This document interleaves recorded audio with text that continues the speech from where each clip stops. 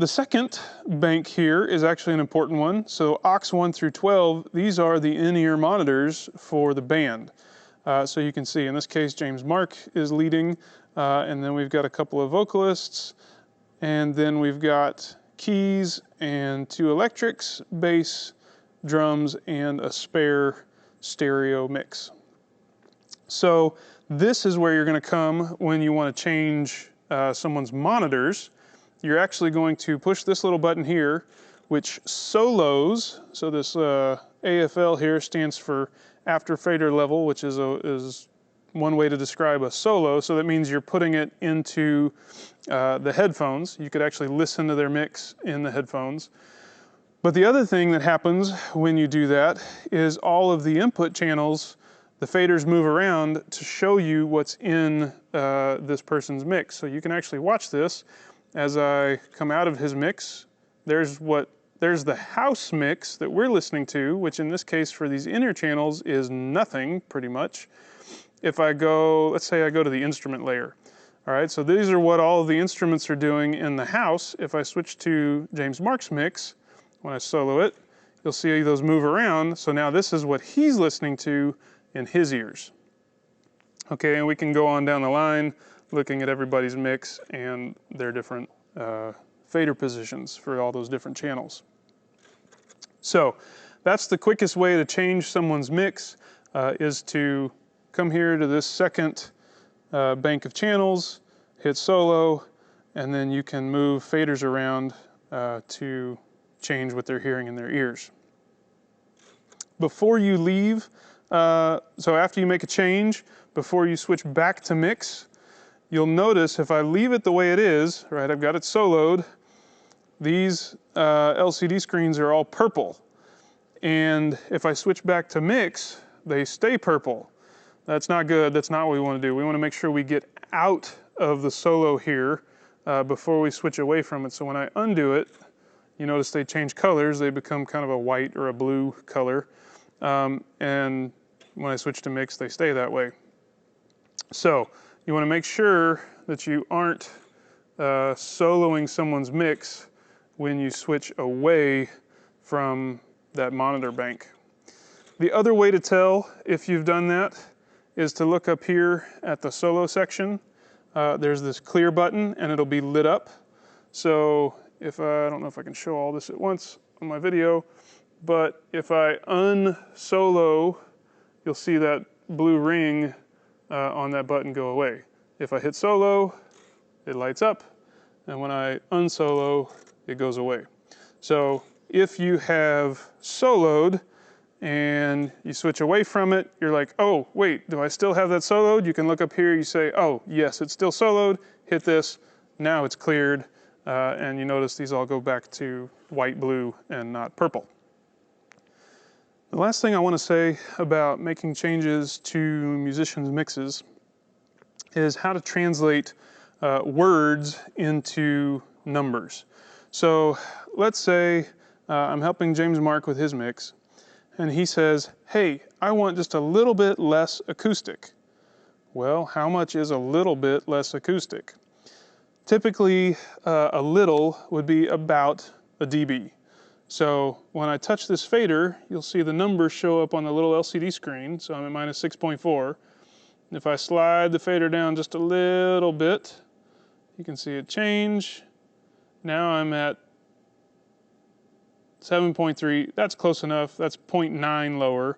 It doesn't have to be exactly 1, but just 1, you know, 0.8, 1.2, something like that, in that neighborhood.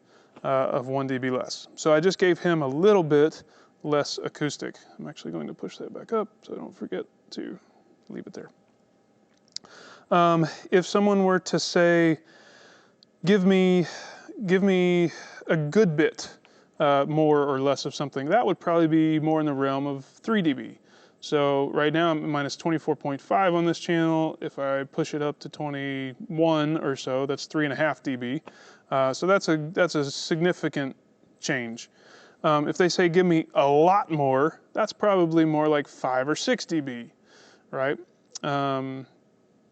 And that kind of can be your guide for when you're talking with the musicians, with the band, about how much to change their ears. And that is where to see it, is on these little LCD screens. So let's talk about snapshots. If we come here to the master screen and hit the snapshots button up in the menu, we get this nice large, I don't know, kind of the main snapshot window. And we can see all of the different snapshots that are in here.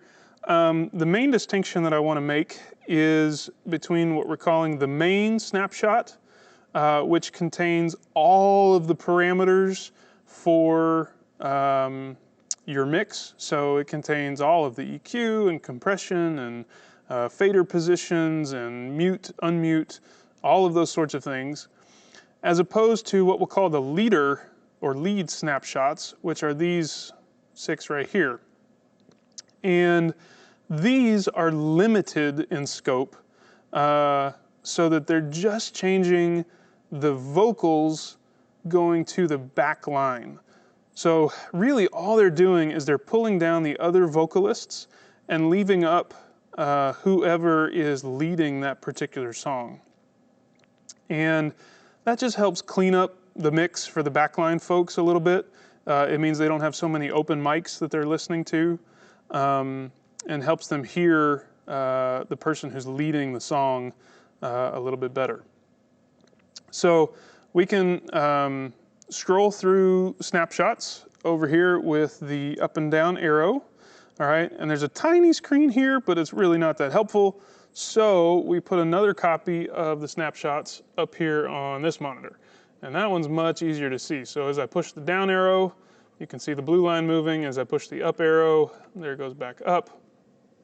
I can never remember blue versus white, so I just hit the arrows and then I know, oh, it's the blue one that moves, and that's the one I currently have selected.